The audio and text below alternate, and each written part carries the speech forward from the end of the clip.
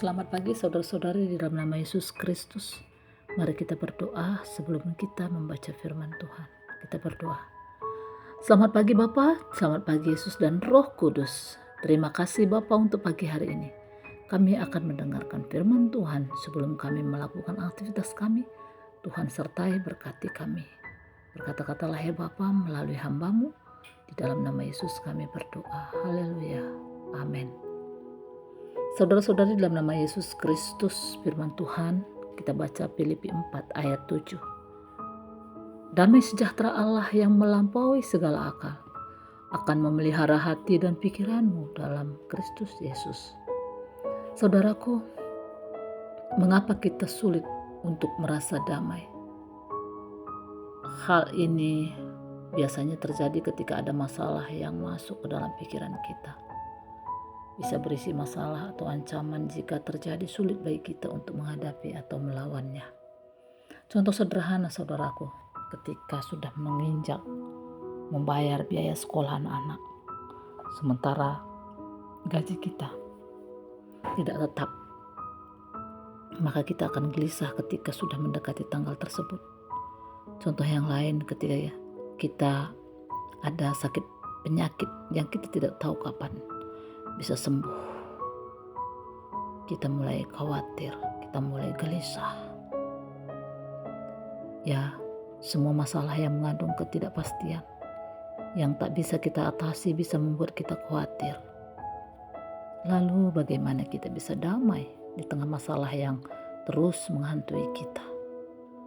Saudaraku, mari kita perhatikan anak balita. Kita bisa melihat anak-anak selalu bersuka cita, selalu merasa damai, apalagi ketika mereka dekat dengan orang-orang yang mengasihi mereka. Saudaraku, mempunyai iman seperti seorang anak juga diajarkan oleh Tuhan Yesus, yaitu iman yang gampang percaya walaupun belum melihat kenyataan terjadi. Rasul Paulus berharap jemaat di Efesus memahami kasih Kristus, karena kasih Kristus itu melampaui segala pengetahuan atau akal. Artinya bila Anda menyadari kasih Kristus, maka masalah sebesar apapun tidak membuat kita kehilangan damai sejahtera. Seperti iman seorang balita, iman yang memahami kasih Bapanya lebih dari segala masalah. Saudaraku, rahasia mengalami damai sejahtera yang melampaui segala akal adalah bersikap mirip seperti balita, mengembangkan rasa percaya dan dikasihi orang tuanya. Demikian juga dengan kita.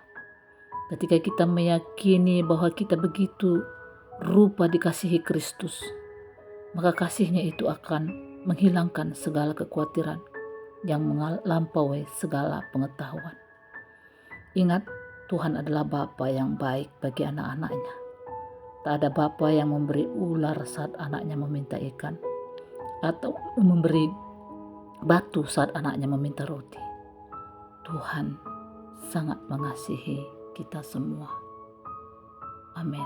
Mari kita berdoa. Bapa, damai sejahtera Tuhan melampaui segala akal. Itulah yang memelihara hati dan pikiran kami di dalam Yesus Kristus.